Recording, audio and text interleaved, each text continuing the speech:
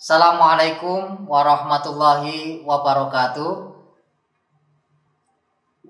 Salam sejahtera untuk semuanya. Om Swastiastu, Namo Buddhaya. Salam kebajikan. Kepada yang terhormat Kepala Dinas Pendidikan Kota Salatiga, Ibu Zuni Ambarwati Sarjana Hukum. Yang saya banggakan, anak-anakku ini yang sedang mengikuti masa pengenalan lingkungan sekolah atau MPLS tahun ajaran 2021-2022 untuk SD, SMP sekota Salatiga. Ya, sebelum kita mulai, perkenalkan dulu ya, dalam kesempatan ini bersama saya Sutomo, agen penguatan karakter Puspeka Kemendikbudristek, yang akan menyampaikan materi berkaitan dengan sosialisasi penguatan profil pelajar Pancasila dalam menyongsong generasi Indonesia Emas 2045. Oke anak-anakku, ini sebelum kita lanjutkan materi, maka kita yel-yel dulu ya. Jadi yel-yelnya biar semangat, imunnya kuat dan sehat. Jangan dikira di rumah tidak semangat, ya di rumah harus semangat. Maka ikuti gerakan Pak Tomo ini. Ayo, kalau Pak Tomo bilang siapa kita? Indonesia. Siapa kita? Pelajar Pancasila. Salam cerdas berkarakter. Oke. Ini yel-yelnya ya. Ini harus kalau belum hafal nanti diulang-ulang. Siapa kita? Indonesia. Siapa kita? Pelajar Pancasila. Siapa kita? Pelajar Pancasila. Salam cerdas berkarakter. Nah, itu nanti bisa menjadi motivasi kita untuk mengingat profil pelajar Pancasila dengan yel-yelnya yang Pak Tomo sampaikan. Oke, kita akan belajar bersama berkaitan dengan apa itu profil pelajar Pancasila. Nah, ini anak-anakku,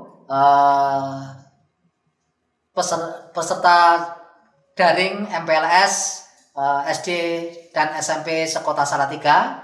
Kita bersama yuk, pentingnya profil pelajar Pancasila.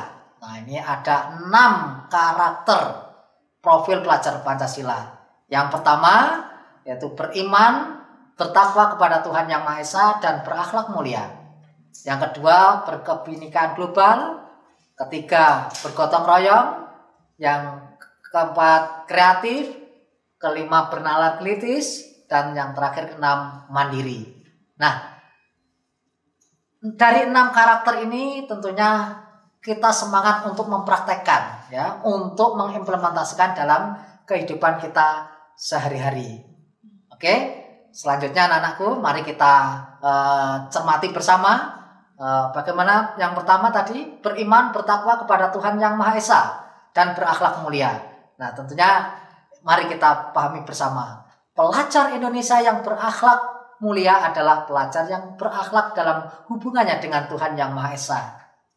Ia memahami ajaran agama dan kepercayaannya serta menerapkan pemahaman tersebut dalam kehidupan sehari-hari.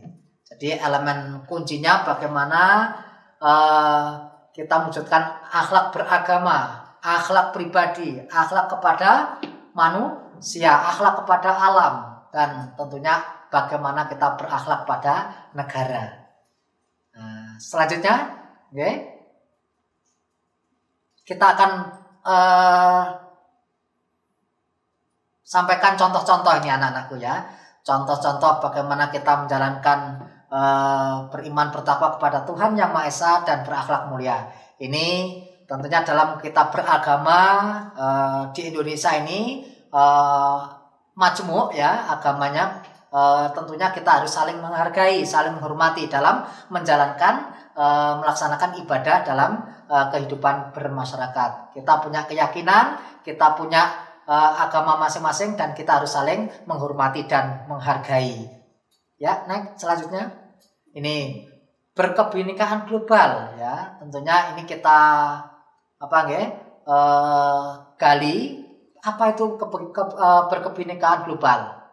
Pelajar Indonesia mempertahankan budaya luhur, lokalitas dan identitasnya, dan tetap berpikiran terbuka dalam berinteraksi dengan budaya lain, sehingga menumbuhkan rasa saling menghargai dan kemungkinan terbentuknya budaya baru yang positif dan tidak bertentangan dengan budaya luhur bangsa kita. Nah, yang perlu kita cermati anak-anakku ya semuanya, elemen kunci berkebinekaan global ini, yang pertama mengenal dan menghargai budaya. Banyak budaya kita yang ragam budaya yang kita dapatkan untuk di negara Indonesia ini. Tentunya kaya budaya inilah yang menjadi ciri khas bangsa Indonesia. Nah, kemampuan berkomunikasi interkultural dalam berinteraksi dengan sesama. Tentunya ini kita butuhkan karena kita tidak bisa hidup sendiri. Tapi bagaimana kita berhidup sosial ya? Bagaimana kita membangun komunikasi dengan baik dengan sesama. Yang ketiga itu refleksi dan tanggung jawab terhadap pengalaman kebinekaan. Nah, tentunya tidak diragukan lagi bahwa Indonesia inilah ragam kebinekaan, dan tentunya mari kita jaga kebinekaan ini menjadi sebuah kekayaan bangsa Indonesia yang terus kita jaga bersama. Selanjutnya, nah ini contoh anak-anakku ya, praktek dalam berkebinekaan global ini banyak contoh ini, meskipun contoh terbatas menjadi inspirasi bagi anak-anakku semuanya. Bagaimana tari di Indonesia itu juga luar biasa banyaknya. Nah, untuk mengamalkan nilai-nilai Pancasila ini bisa kita wujudkan dalam bentuk film pendek, dalam bentuk twibbon, dalam bentuk karya-karya yang lain. Tentunya inilah yang akan menjadi motivasi kita dalam terus menjaga atau melestarikan budaya di Indonesia. Nah, yang ketiga, karakter gotong royong. Nah, ini sudah sejak kecil ya, sejak kecil Pak Tomo sudah mengenal ini ya.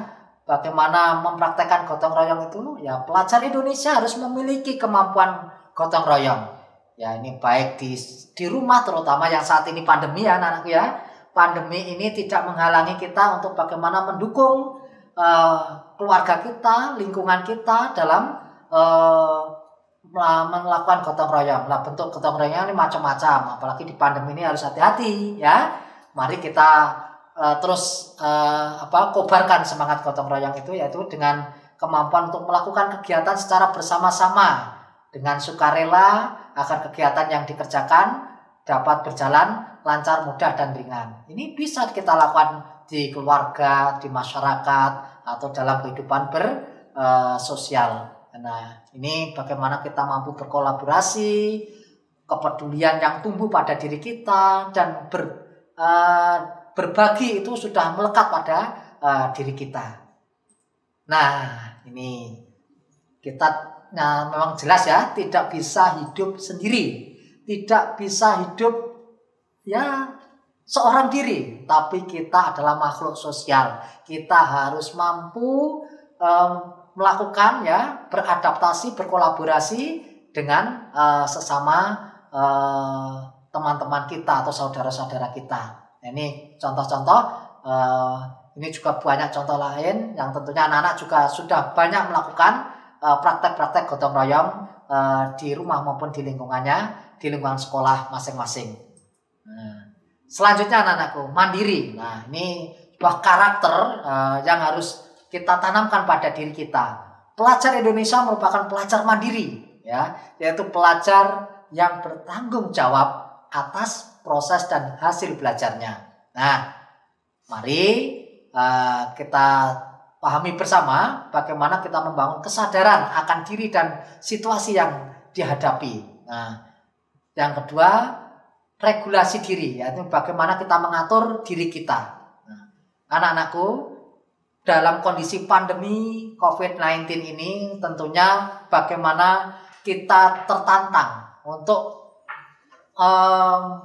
menanamkan pada diri kita, kita siap untuk mandiri dan siap untuk melakukan yang terbaik untuk diri kita sendiri.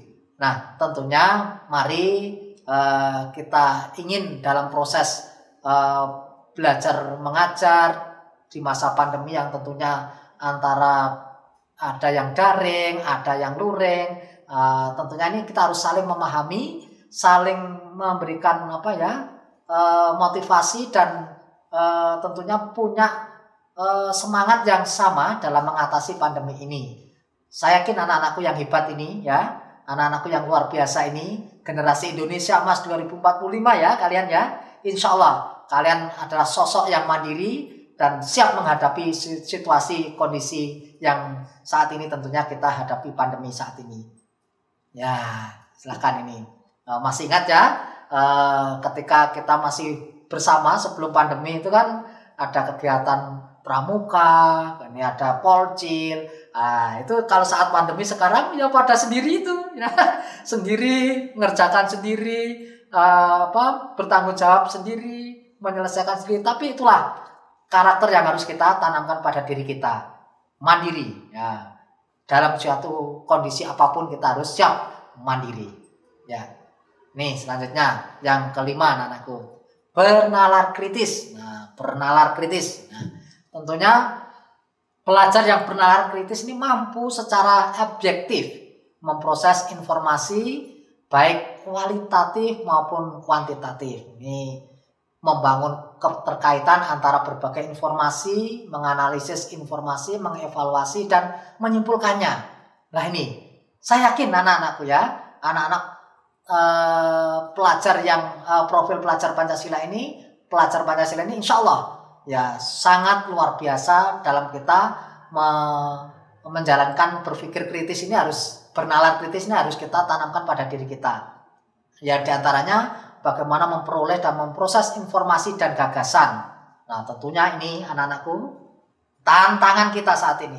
Teknologi adalah luar biasa saat ini. Menguasai di era teknologi ini, menguasai kita semuanya. Ya, dengan teknologi ini semuanya serba cepat, semuanya serba ya bisa kita lihat, bisa kita rasakan dalam mengikuti perkembangan teknologi ini. Tapi mari kita betul-betul bagaimana mampu menganalisis dan mengevaluasi penalaran secara kritis. Nah ini kemudian inilah contoh anak-anakku. Bagaimana bernalar kritis ini ya dimanapun meskipun daring itu bisa kita amati, tetap semangat anak-anak bertanya dengan Pak Mendikbud ya, dengan dimanapun kita bisa melaksanakan itu. Ada siswa juga bertanya pada Pak Wali Kota ya, bertanya pada Bapak Ibu Guru, bertanya kepada turis itu dengan keyakinan, dengan penuh semangat. Nah, itulah contoh-contoh bernalar kritis kita harus terus kembangkan pada diri kita. Nah, terakhir anakku, kreatif ini ya. Nah, saya yakin anak-anak semuanya adalah anak-anak yang hebat, luar biasa, kreatif. Nah, mari kita bersama-sama pelajar yang kreatif mampu memodifikasi dan menghasilkan sesuatu yang orisinil. Nah, saya yakin anak-anakku yang luar biasa ini mampu untuk menciptakan sesuatu yang positif, yang tentu punya makna, bermanfaat dan berdampak. Nah, ingat, kalian adalah generasi Indonesia Emas 2045. Tentunya dari sejak dini, sekarang ini, saat inilah kalian mempersiapkan diri bagaimana menghasilkan gagasan yang orisinil, ya, menghasilkan karya, tindakan yang orisinil. Oke. Jangan lupa ya, banyak bertanya, banyak karya, ya, banyak mencoba. Ya ini harus terus kita kembangkan anak-anakku. Jangan takut salah. Tapi mari kita terus mencoba dan mencoba. Insya Allah kalian akan menghasilkan sebuah karya yang tentunya akan bermanfaat dan berdampak pada bangsa kita ke depan. Nah, seperti ini anak-anakku. Nah, kemarin di masa pandemi menghasilkan hasil karya membuat pesawat, nah, kemudian membuat film, membuat karya-karya yang lain. Nah, next selanjutnya, nah seperti ini. Nah, ada membatik di rumah, kemudian berkarya, ya semuanya ini semua yang kita lakukan ini dalam upaya bagaimana kita mampu menghasilkan karya yang terbaik dan tentunya memberikan motivasi bagi kita untuk selanjutnya menjadi sebuah karya monumental untuk bangsa kita tercinta ini. Ya. Nah, anak-anakku semuanya, peserta MPLS SD SMP Sekota Salatiga, tentunya Pak Tomo selaku agen penguatan karakter Puspeka Kemendikbudristek dari Jawa Tengah dan dari Salatiga yang mengajak kepada semuanya ya bisa mengkampanyekan profil pelajar Pancasila dengan aksi dan karya. Ya tadi yang sudah Pak Tomo sampaikan di awal, tentunya inilah bisa melalui Twibbon, bisa melalui karya-karya yang lain, ya, bisa melalui tulisan. Ya, mari Pak Tomo mengajak semuanya, mengajak anak-anakku yang hebat dan luar biasa SD dan SMP di Kota Salatiga untuk semangat mengkampanyekan profil pelajar Pancasila dengan aksi dan karya. Ini Ibu Kadinas juga dengan memberikan contoh ya, Twibbonnya semangat. Insya Allah ini yang bisa saya sampaikan anakku. Nanti suatu saat kita akan terus tiada henti mengkampanyekan profil pelajar Pancasila kepada seluruh siswa, masyarakat, dan jajaran pemerintah untuk Kota Salatiga untuk semuanya. Terima kasih, dari saya cukup sekian. Assalamualaikum warahmatullahi wabarakatuh. Terakhir dengan yel-yel lagi ya. Siapa kita? Indonesia. Siapa kita? Pelajar Pancasila. Siapa kita? Pelajar Pancasila. Salam cerdas berkarakter. Assalamualaikum warahmatullahi wabarakatuh.